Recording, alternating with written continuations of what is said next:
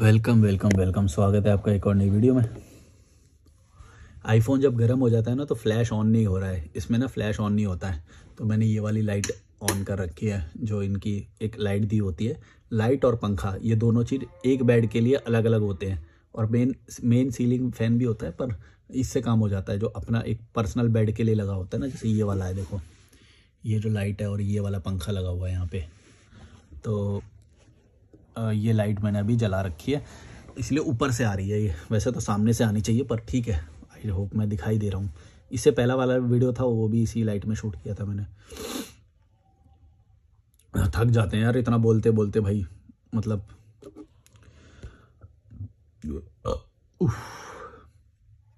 ये वाला कमेंट है ना, इससे आपको काफ़ी कुछ सीखने को मिल सकता है, गौर से सुनना ये वाला वीडियो।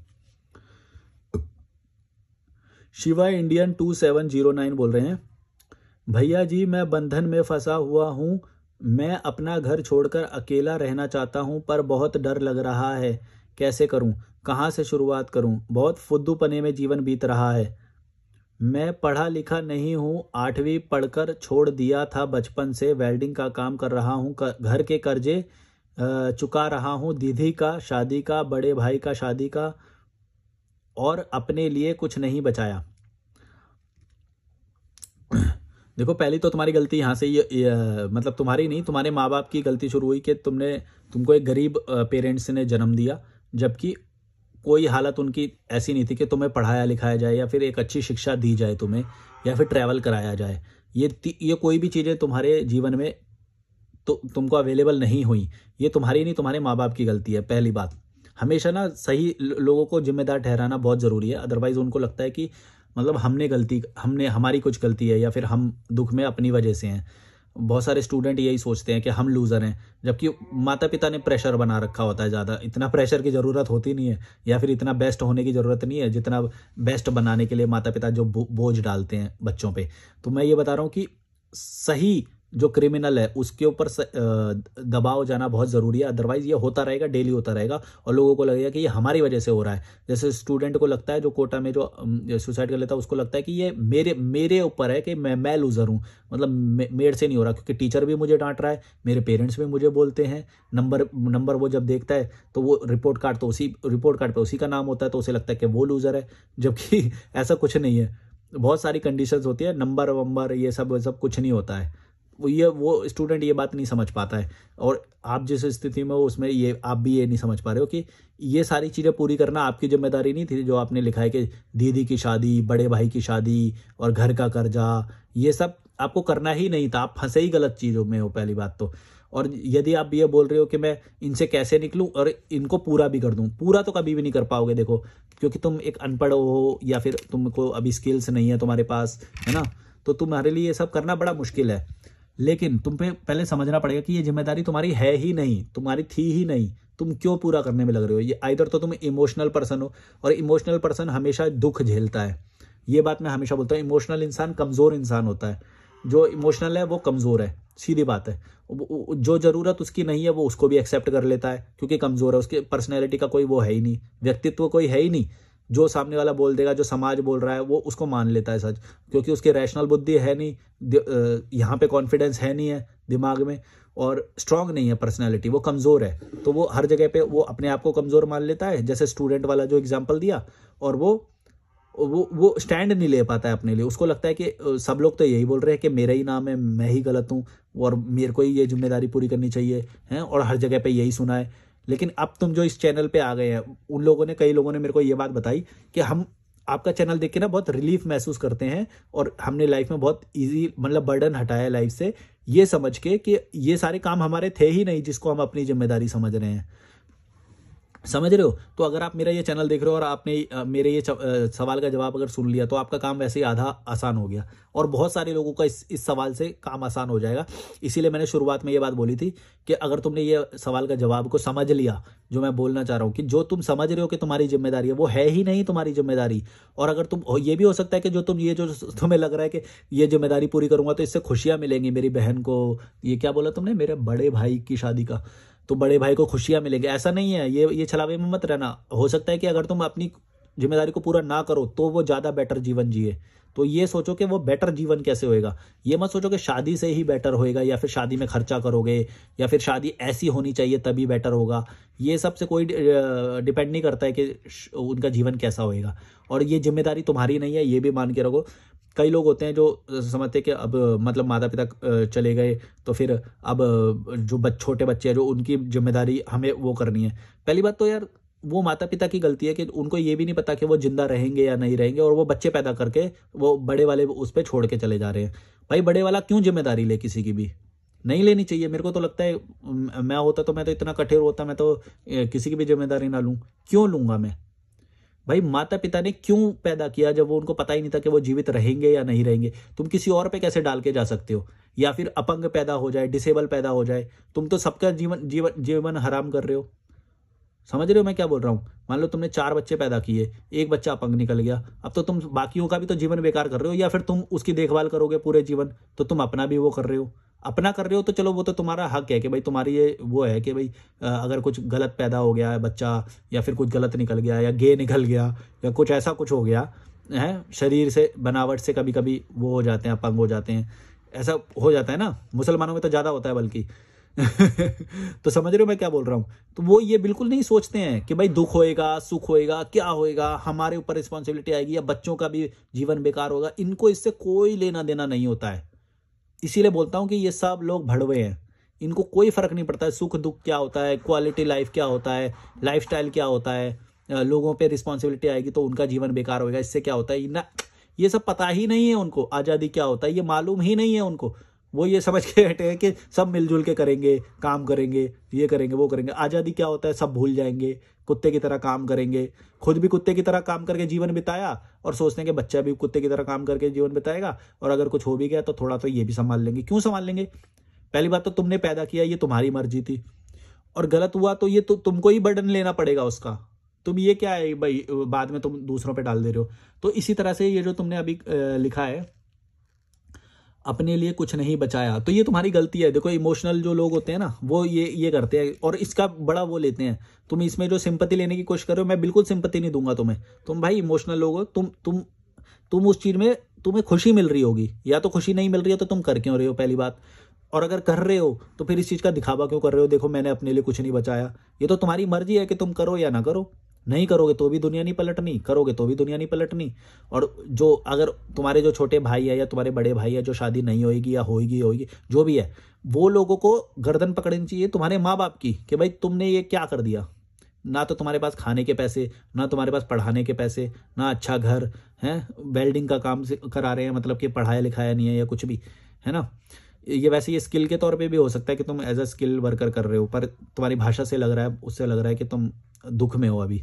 तो ये सारे जो दुख का कारण है या वो है पैसा नहीं कमा पा रहे हो, ये सब का कारण है तुम्हारे माता पिता जो जिन्होंने ये चूज किया कि हम चलो बच्चे पैदा करते हैं। ये नहीं, ये हमें क्या फर्क पड़ता है यार, दुखी होंगे या सुखी होंगे, हम तो बच्चे पैदा करते हैं यार। सरकारी स्कूल में डाल देंगे ना, क्या पैसा थोड़ी लग रहा है, अरे कर लेंगे, रूखी सूखी खा लेंगे, नमक के साथ खा लेंगे, चटनी बना के खा लेंगे, बच्चे को भी खिला देंगे। हम खा रहे हैं तो बच्चा नहीं खाएगा क्या? उसको रोटी खिला के बड़ा कर रहे हैं चटनी के साथ। बताओ, अब बताओ, इसको तुम बड़ा, और इसका प्रचार मतलब ऐसे किया गया है, कुछ पिक्चरों में मैंने देखा, इतना मतलब अच्छा दिखाया गया माता पिता को कि देखो देखो कितने बेचारे पेरेंट्स हैं, कितने बच्चे की रक्षा करते हैं, और चटनी के साथ रोटी खानी पड़ रही है लेकिन बच्चे को भी वही खिला रहे हैं, अपना पेट काट के खिला रहे हैं। ये कोई अच्छी बात है यार? तुम गरीबी में बच्चे पैदा करे जा रहे हो, तुम्हारे पास ना खाने के ठिकाने ना पढ़ाने के ठिकाने। फ्लाईओवर में देखा होगा तुमने, फ्लाईओवर के नीचे जो बैठती है वो चौराहे पे जो रेड लाइट पे जो पैसे मांगती रहती है, एक बच्चा इस हाथ में, एक बच्चा इस हाथ में, और भीख मांगती रहेगी, और लोग भीख भी देते भी है उसे। वो ये नहीं सोच रहे हैं कि भाई तुम क्या कर रहे हो, कैसे लोगों को पैसा दे रहे हो, कि वो गलत डिसीजन ले रही है एक तो। अरे यार तुम्हारे वाले सवाल पे आते हैं। भाई जी मैं बंधन में फंसा हुआ हूँ। देखो ये तुम अपनी मर्जी से फंसे हो, इंसान जिस वक्त ये चीज समझ लेगा कि वो फंसा हुआ है उस दिन वो आजाद हो जाएगा। पहली बात तो अभी तुम समझे नहीं हो कि बंधन में फंसे हुए हो, अभी बस तुम्हें ये एहसास हो रहा है कि भाई हाँ मैं बंधन में फंसा हुआ हूँ या वो। जिस दिन तुम समझ जाओगे मेरी तरह, उस दिन तुम सब कुछ छोड़ के आजाद हो जाओगे। और इसी को ही बोलते हैं समझना, जो तुम बंधन से आजाद हो गए हो। अभी तो बंधन में फंसे हुए, इसका मतलब तुम बंधन से, भाई जो चीज तुम्हें कष्ट दे रही है उससे तुम दूर हो जाओ ना, सीधी बात। ये मत सोचो कि तुम्हारी कोई रिस्पॉन्सिबिलिटी थी लाइफ में या तुम्हारा वो था ना। जब तुम्हारी कुछ लाइफ में लाइफ ट्रैक पे आ जाए, वो आ जाए, तब तुम किसी की सहायता कर सकते हो, तो वो तुम कर सकते हो, वो तुम्हारी इच्छा है। लेकिन अभी तुम अगर दुख में हो, अभी तुम वो हो, तो तुम ना तो तुम खुद को खुश रख पाओगे, ना तुम उनको खुश रख पाओगे। बस तुमको लगता रहेगा ऐसा कि हाँ मैं मेहनत कर रहा हूँ, वो कर रहा हूँ, वो कर रहा हूँ, और तुम कभी खुश नहीं रह पाओगे। इससे अच्छा है कि तुम आज़ादी की तरफ जाओ, कमाई छोड़ो, अभी कमाना बंद कर दो थोड़े टाइम के लिए, या फिर कुछ बेटर कर सकते हो, या फिर वैसे कर सकते हो, तो आज़ाद रह के कमाओ। अभी क्या है, तुम रिस्पॉन्सिबिलिटी की तरफ अगर रहोगे, बंधन में रहोगे, तो ना तो तुम अपना स्टेट चेंज करोगे, ना कुछ भी चेंज नहीं कर पाओगे, जो जॉब कर रहे हो वो भी चेंज नहीं कर पाओगे, कुछ नहीं कर पाओगे। तो तुम्हें ऐसा लगेगा कि तुम मेहनत बहुत ज़्यादा कर रहे हो, ट्राई बहुत ज़्यादा कर रहे हो, लेकिन सच ये है कि तुम खुद को भी खुश नहीं रख पाओगे, और जिनकी तुम रिस्पॉन्सिबिलिटी की बात कर रहे हो ये भी कभी पूरी नहीं होगी। पहली बात तो ये तुम्हारी है ही नहीं। किसी भी इंसान की इस धरती पे कोई रिस्पॉन्सिबिलिटी नहीं है, सिर्फ एक है रिस्पॉन्सिबिलिटी, वो है खुद को खुश रखना है, खुद को सुखी रखना है, खुद को संतुष्ट रखना है, खुद को आनंद में रखना है। ये ही तुम्हारी रिस्पॉन्सिबिलिटी है, और किसी की कोई रिस्पॉन्सिबिलिटी होती नहीं है। जो ये समझ रहे हैं कि भाई माता पिता का वो करना वो होता है, बिल्कुल भी नहीं, बिल्कुल भी नहीं। ऐसा कहीं पे भी नहीं लिखा हुआ है, और कहीं पे भी वो नहीं है। जिन्होंने लिखा है वो भी किसी इंसान ने लिखा होगा, वो अपनी लाइफ से जो होता है वो लिखता है। अगर वो भी इंसान ने लिखा है, तो मैं भी एक एज अ इंसान बोल रहा हूँ, तुमको मेरी बात को भी उतना ही वेटेज देना पड़ेगा। बोलो, कोई भी इंसान महान थोड़ी होता है, वो सबकी लर्निंग होती है, सब अपने अपने तरीके से लिख देते हैं कुछ भी, कि ये निभाना चाहिए, वो निभाना चाहिए, ये भगवान होते हैं, बागवान पिक्चर बना देंगे, ये बना देंगे, फलाना डिमका कुछ भी। बागवान पिक्चर वाले तो खुद वैसे स्वार्थी थे, तो गौर से देखोगे तो मतलब तुमको दिखाया जा रहा है पिक्चरों के थ्रू या वो थ्रू, ऐसा होता नहीं है एक्चुअली में। वो सेल्फिश लोग हैं, अपने सेक्स के लिए किसी ने पैदा कर दिया। कोई तो बोल रहा है कि मैंने कितने सारे केस सुने हैं भाई, मेरे को तो अंदाजा भी नहीं था ऐसा भी हो सकता है। मतलब कि वो बोले कि हमें करना नहीं था, बच्चा नहीं करना था, हो गया, समझो अनवांटेड चाइल्ड। माने कि अनवांटेड भी माने ऐसा नहीं कि भाई अब उससे नफरत करेंगे वो, लेकिन उस रात जिस वक्त ये सब हुआ, वो प्लानिंग नहीं थी उनकी, मतलब फैमिली प्लानिंग सोच के नहीं आया वो व्यक्ति इस धरती पे। और ऐसे बहुत सारे लोग हैं, ये बात मुझे इस भारत यात्रा में ही पता चली। मतलब मेरे को अंदाजा भी नहीं था। जब मेरे को उसी प्रोफेशन के या डॉक्टर लोग या ये सब लोग मिले, तब मैंने ये बोला कि अबॉर्शन लोग क्यों करवाते हैं, तब उन्होंने मेरे को ये बात बताई कि ऐसा होता है। बोला अच्छा ऐसा हो सकता है क्या? तो मैंने बोला कॉन्डम यूज़ कर लेंगे। तो बोला नहीं, कॉन्डम भी कभी कभी काम नहीं करता है, 1% चांस, मतलब कुछ परसेंट चांस होता है कि कॉन्डम भी फेल हो जाता है और या फिर फट जाए तो तब मेरे को एक गाली है, वो मेरे को याद आ गया, फटे हुए कॉन्डम का नतीजा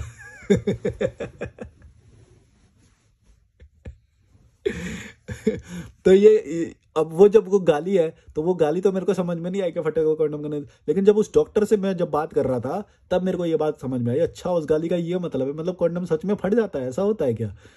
तो तब मेरे को ये बात समझ में आई, अच्छा ऐसा है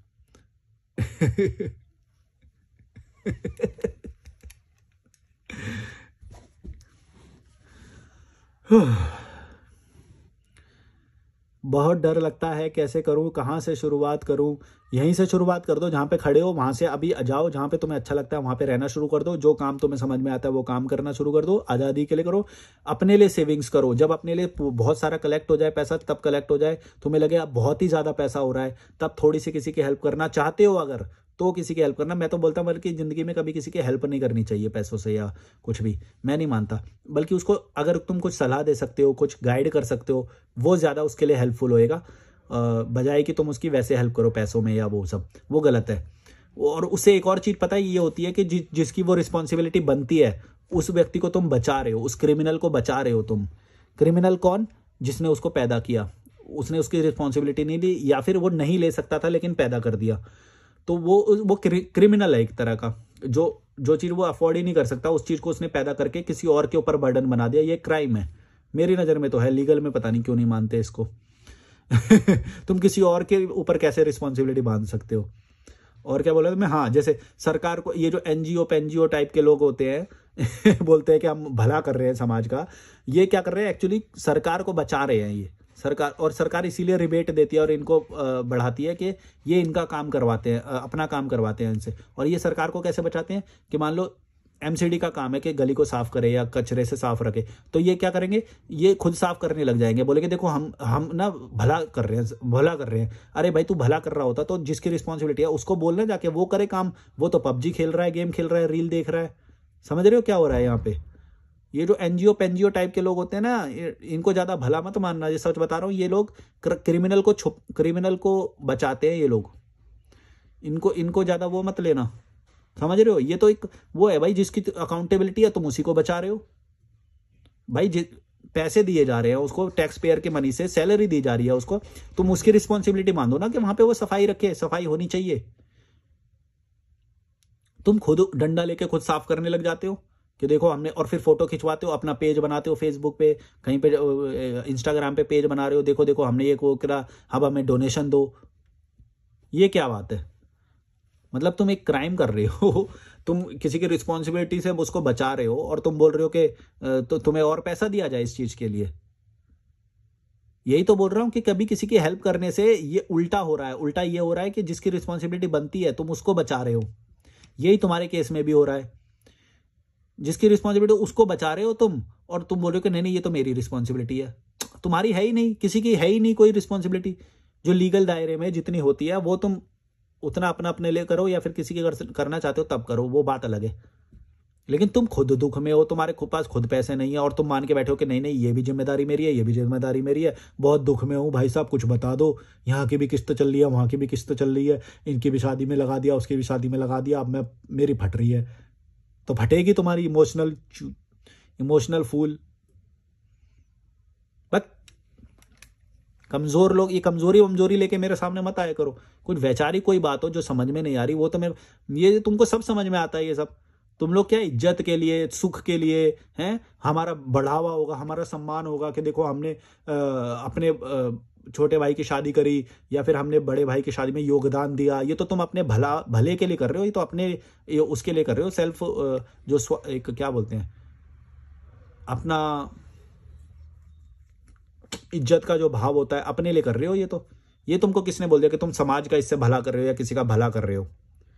तुम्हारा उनसे प्रेम होगा, तुमको इज्जत का भाव होगा, तुम्हें वो करना होगा, तो तुम किसी की हेल्प कर रहे हो। तुम्हारा तो बनता ही नहीं है पहली बात तो वो हेल्प करना। सीधा उसकी गुद्दी पकड़ो जिसका ये बनता था, उसकी गुद्दी पकड़ो और उसको बोलो कि भाई देख तूने पैदा किया ना, अब तू तेरी जिम्मेदारी, अगर तू नहीं संभाल सकता था तो तेरे पास नहीं थे पैसे, तो तूने इसको पैदा क्यों किया? उसकी गुद्दी पकड़ो ना। जिसकी गुद्दी पकड़ी जानी चाहिए उसको तो तुम बचा रहे हो, क्रिमिनल को। ये तो तुम गलत कर रहे हो, समझो इस बात को। और तुम समझ रहे हो कि नहीं नहीं हम तो अपना हम योगदान दे रहे हैं, ये दे रहे हैं, वो दे रहे हैं। कुछ नहीं है भाई, किसी की कोई रिस्पॉन्सिबिलिटी नहीं होती इस धरती पे, ये मत मान लेना। ये तुम फंस जाओगे, दुख में रहोगे हमेशा अगर ऐसा करोगे तो। बस।